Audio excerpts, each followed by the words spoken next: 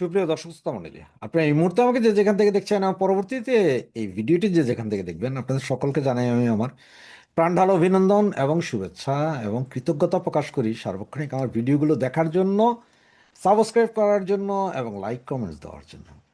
Banner এবং হেডলাইনে দেখছেন যে আপনারা এই মুহূর্তে আজকে শনিবার, আপনারা যখন আমার এই ভিডিওটি দেখছেন, ঠিক গতকাল শুক্রবারে একটি হাই ভোল্টেজ মিটিং হয়েছে জননেত্রী শেখ হাসিনার সাথে। তবে আপনারা তো বলতে পারেন যে শুক্রবারে এই মিটিংটি হয়েছে, সুতরাং শুক্রবারে কেন ভিডিওটি আপলোড করেনি? কারণ হচ্ছে শুক্রবারে আপনারা সারাদিন আমরা সকলে ব্যস্ত ছিলাম চুপ্পু আছে না গেছে এটার কারণে, যার কারণে দেখলাম না মানুষের ইন্টারেস্ট ওইদিকে থাকবে। সুতরাং আমি চিন্তা করলাম শনিবার সকালবেলায় ভিডিওটা যাক, আপনারা সকলে দেখেন। তো অনেকে যারা আমাকে ফেসবুকে ফলো করেন তারা অলরেডি জেনে গেছেন। আমি মনে হয় বলেছিলাম 8জন কমিশনার এবং 4জন আপনার চেয়ারম্যান দেখা করেছেন। এই, সেটা হচ্ছে যে আপনার জেলা পরিষদের চেয়ারম্যানরা 4জন। তো এই 8জন যারা দেখা করেছেন, এটা এখন অনেকে বলতে পারেন যে ভাই এই 8জন দেখা করেছেন বা 12জন দেখা করেছেন, আপনি এগুলো বলে দিচ্ছেন, সকলের নাম বলে দিচ্ছেন, কে কোন এরিয়ার বলে দিচ্ছেন, ভাই কেন ভাই, এটা তো ক্ষতি হয়। তাদের উদ্দেশ্যে আমি বলি, আমার নেত্রীর সাথে যারা দেখা করেন তারাও যেমন চোর না, তাদের কথা বুক ফুলিয়ে বললে সামান্যতম পাপ হবে না। আর যারা মনে করেন যে সব গোপন রাখতে হবে, তাদের বলি আপনারা গোপনেই থাকেন, কারণ আপনারা আন্ডারগ্রাউন্ডের লোক। আপনারা হচ্ছেন, আমি সবসময় একটা কথা বলি যে বিএনপির ভিতরে যেমন 20% জামাত আছে, আওয়ামী লীগের ভিতরেও এখনো 30% গুপ্ত জামাত রয়েছে, কিন্তু জামাতের ভিতরে কোনো আওয়ামী লীগ বিএনপি নেই। তো আপনারা হচ্ছেন সেই জাতীয় গুপ্তরা, যারা খবরের জন্য অতিষ্ঠ থাকবেন, কিন্তু কোনো খবর সামনে এসে গেলে ভাই এটা তো গোপন রাখার কথা ছিল, এ সব বইলা দেন কেন ভাই, ওরে ভাই এটা বইলা দেন কেন ভাই, অমুকের নাম তুললেন কেন। এটা এটা হচ্ছে যে আপনাদের ওই যে 10/10 থাকতে থাকতে আপনাদের মাথায় এরকম হয়ে গেছে। তাছাড়া যাক, বাদ দেন, যার যার চিন্তা তার তার।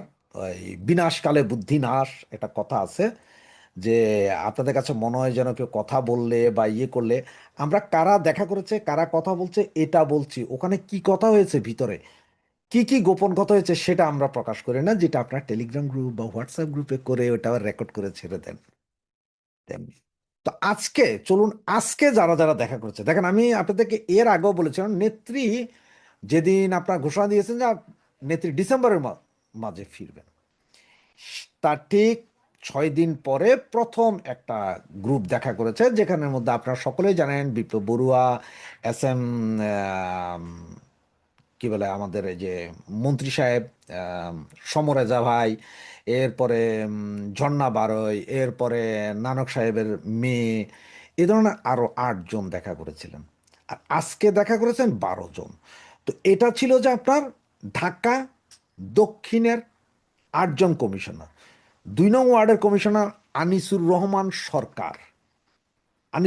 সরকার বা আনিসুর রহমান, উনি কমিশনার ছিলেন দক্ষিণ গোরান ও খিলগাঁও এলাকার, খিলগাঁও থানা।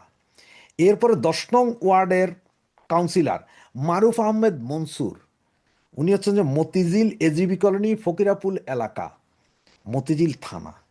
এরপরে 20 নং ওয়ার্ড কাউন্সিলর ফরিদউদ্দিন আহমেদ রতন বা ফরিদউদ্দিন, এলাকা হচ্ছে যে আপনার সেগুনবাগিচা, তোপখানা রোড, বঙ্গবন্ধু এভিনিউ এবং ঢাকা মেডিকেল কলেজ সচিবালয় সংলগ্ন এলাকা, মানে শাহবাগ থানার উনি। 21 নং ওয়ার্ড কাউন্সিলর মোহাম্মদ আসাদুজ্জামান, এলাকা হচ্ছে যে ঢাকা বিশ্ববিদ্যালয় এলাকা, শাহবাগ, নীলক্ষেত ও রমনা এলাকা, শাহবাগ থানা। 24 নং ওয়ার্ড কাউন্সিলর মোকাদ্দেস হোসেন জাহিদ, এলাকা শহীদনগর ও আমলিগোনা এলাকা, লালবাগ থানা। এবং 38 নং ওয়ার্ড কাউন্সিলর মোহাম্মদ ইমতিয়াজ আহমেদ ইমতিয়াজ মান্নাফি অথবা গৌরব, যিনি গৌরব নামে পরিচয়, 38 নম্বর উনি। ওনার এলাকা হচ্ছে নবাবপুর রোড, কাপ্তান বাজার, বনগ্রা লেন, জেনিনগর রোড লেন এলাকা, ওয়ারি থানা। এরপরে 69 নং ওয়ার্ড কাউন্সিলর সালাউদ্দিন আহমেদের এলাকা ডেমরা, কামারপাড়া ও ডেমরা ইউনিয়নের প্রাক্তন 1, 2 ও 4 নং ওয়ার্ডের। এই 8জন কমিশনার দেখা করেছেন। সাথে যে চারজন আপনার জেলা পরিষদের চেয়ারম্যান দেখা করেছেন, তার মধ্যে একজন হচ্ছে পিপলু, যশোর জেলা পরিষদ; নাসির, সিলেট জেলা পরিষদ; রোমান, শেরপুর, রাজশাহী; এবং মুক্তিযোদ্ধা মীর ইকবাল, রাজশাহী। ওনারা দেখা করেছেন নেত্রীর সাথে। এখন নেত্রীর সাথে দেখা করেছেন, তবে আজকের যে হাই ভোল্টেজ যে মিটিংটা, এটা কমিশনার এবং জেলা পরিষদের চেয়ারম্যানদেরকে নিয়ে এই মিটিংয়ে ওনাদেরকে সবাইকে একসাথে বসে সমন্বিত। ওনাদের মধ্যে কেউ কেউ আমাকে বলেছেন যে মনে হয়েছে যে ভাই একসময় যে গণভবনে যায় নেত্রীর সাথে যেভাবে থাকে ওই রকম জমজমাট নেত্রীর আবাসস্থল, নেত্রী যেখানে আছেন, হাই সিকিউরিটি হেভি জমজমাট, ওখানে যে কথা বলে এসেছেন। তবে ওনাদের কারোর সাথে পার্সোনালি 1 মিনিট করেও কথা বলেননি, সমন্বিত সকলকে একসাথে রেখে। যতটুকু জানতে পারলাম সেখান থেকে নেত্রীর যে কথাটা ছিল সেটা হচ্ছে যে সকলে প্রস্তুতি নিতে হবে, আমাদের সময় খুব সংকীর্ণ। নেত্রী হাসতে হাসতে নাকি বলেছেন যে নভেম্বর ডেডলাইন, ডিসেম্বর হেডলাইন। তো নভেম্বর ডেডলাইন, ডিসেম্বর হেডলাইন, মানে ডিসেম্বরের সমস্ত পত্রিকায় হেডলাইন হয়ে যাবে নেত্রী দেশে। এটা নাকি হাসতে হাসতে উনি সবাইকে বললেন যে ডেডলাইন হেডলাইন সবাই তৈরি হও, সমন্বিত। তবে নেত্রী আবারও একটা কথা সুস্পষ্টভাবে প্রত্যেকটা নেতাকে বলেছেন, এই মুহূর্তে বিভাজন নয়, শুধু ঐক্যের দরকার। আর আমার তৃণমূলের কর্মী বাহিনী যারা প্রচণ্ড কষ্টে আছে, জেলে আছে, ভেতরে আছে, এদের সবার খোঁজ খবর প্রত্যেকটা নেতা নিতে হবে।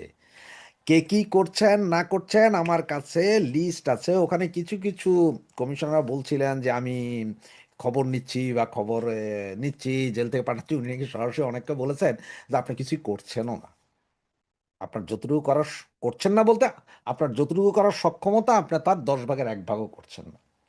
নেত্রী সবাইকে বলছে যে আপনি 100% করেন, আপনারা করেন। করতে যাইয়া যদি এর ভিতরেও যদি সক্ষমতা, তো আর সকলের 100% নাই। যেমন ধরেন আমি 10 কেজি তুলতে পারবো, তাই বলে আমার পক্ষে 15 কেজি তোলা সম্ভব না। তো ওই রকমই অবস্থা যে নেত্রী বলছে বাকিটা আমি দেখব। তবে আমার কোনো তৃণমূল কর্মী আমার কোনো কর্মী মানে 3-4 বলছে যে ওদের কষ্ট আমার সহ্য হয় না, আর ওদের কষ্ট দেখেই আমি, আমার গলায় ওরা রশি ঝুলাবে বলার পরেও আমি দেশে ঢুকছি শুধুমাত্র আমার তৃণমূলের কর্মী এবং আমার দেশের আম জনগণ ওদেরকে দেখার জন্য, যে ওদের বিপদে ওদের পাশে দাঁড়ানোর জন্য। সুতরাং বুঝতেই পারেন এই মিটিংয়ে এরপরে নেত্রী ভেতরে আরও অনেক নির্দেশনা দিয়েছেন, সকলকে প্রস্তুতি নিতে বলেছেন, আরও অনেক কিছু হয়েছে। ওগুলো আসলে ফাইনালি বলা হয়তো যাবে না বা বলার ইচ্ছাও নেই। কিন্তু নেত্রী তৃণমূলের উদ্দেশ্যে যা বলেছেন সেটাই বললাম।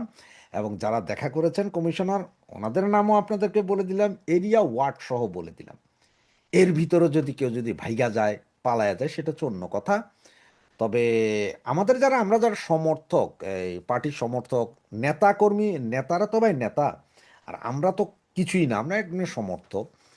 তাই বললো যে আমাদের মধ্যে ভালো খারাপ যেমন আছে, তার মধ্যে হয়তো আমরা 90% যারা আছি, 90% ওরা শেখ হাসিনার জন্য জীবন দিতেও দ্বিধাবোধ করি না, এবং আমরা বিশ্বাস রাখি যে নেত্রী ঠিকই ফিরবেন। উনি যখন বলেছেন, উনি যেটা বলেন সেটা করেন। আর 10% 50-50 চান্স, তারা মনে হয় না, মনে হয়, মনে হয় না, মনে হয়, এই ধরনের লোক যারা আছে তাদের থেকে একটু দূরে থাকেন। আর ওই যে সব নিউজ সব খবর যে আরে না, একটা জিনিস শুধু বুঝে রাখেন, এই নিউজগুলো যত বেশি সরকারের ভেতরে যায় তত বেশি সরকার নড়ে ওঠে। নেত্রী যখন এর আগে বলেছিলেন আমি আসবো, তোমরা টেনশন করো না, কারো কোনো টেনশন ছিল না। যেই বলছেন ডিসেম্বর আসবে, ওই আমার ভাইয়া ছাইয়া কাইয়াদের বিচি কিন্তু কান্দে উঠে গেছে। আর এই যে গতবারের হাই মিটিং আর আজকের হাই ভোল্টেজ মিটিং এর পরে আগামী 2-4 দিনের ভিতরে যদি উত্তর কথা বল উত্তরের কেউ যায়, দক্ষিণের আরও যায়, তারপরে ঢাকার বাহিরের কমিশনাররা যায়, বাংলাদেশের বিভিন্ন অঞ্চলের চেয়ারম্যানরা যায়, তখন অবস্থাটাই সরকারের কি হবে দেখেন। আর এরা যখন নেত্রীর সাথে কথা বলে তখন এরা আসলে উৎসাহ পায়, দেশের ভিতরে এরা তখন কথা বলতে পারে। আর নেত্রী এখন যেটা চাচ্ছে আমাদের সকলকে গরিব দুঃখী মেহনতি মানুষের মাঝে আমাদেরকে মিশে যাওয়ার একটা নির্দেশনা আছে, মিশে যান এবং বুঝান এই যে দ্রব্যমূল্যের ঊর্ধ্বগতি, গ্যাস নাই, তেল নাই, একটা একাকার অবস্থা, এই জিনিসগুলো শুধুমাত্র মানুষকে বোঝানোর জন্য যে অবস্থাটা কি চলছে। আপনাকে বলতে হবে না আপনার আওয়ামী লীগ সমর্থক, আপনি শুধু সমালোচনা করেন। চায়ের দোকানে বৈশা সমালোচনা করেন, আয় হায় রে আজকে টমেটো কিনতে গেছিলাম, টমেটোর এত দাম, আরে ভাই আমি বাঁচুম কেমনে। শুধু এই কথাগুলো তোলেন মানুষের কাছে। আপনি 3 অক্ষর তুলবেন, এবার দেখবেন যে 100 জন এটা কথা কইতেছে। চায়ের দোকানে যায় ফোনে কথা বলতে বলতে এটা তুলতে পারেন। ওই বিড়ির দোকানে বিড়ি টানতে টানতে কথাটা তুলতে পারেন। রাস্তার উপরে খাড়াইয়া রিক্সার মধ্যে বইয়াও রিক্সাওয়ালার লগে আলোচনা করতে পারেন। এর জন্য আপনারা আমি আওয়ামী লীগ কর্মী, এই দেখেন শেখ হাসিনা, না না না, ওগুলো কিচ্ছু বলার দরকার নাই, শুধু কাহিনী তুলে দেন এদের মাথায়, এদের মাথায় ধরবে, সেটাই হবে। এই ছিল আজকের এই হাই ভোল্টেজ বৈঠকের যারা গিয়েছেন তাদের নাম এবং জানিয়েছি। বাকি আস্তে আস্তে যত খবরই আসবে আস্তে আস্তে আপনাদেরকে দিতে থাকবো। আর যে খবরগুলো আসলে দেওয়ার মতো না ওগুলো দেব না।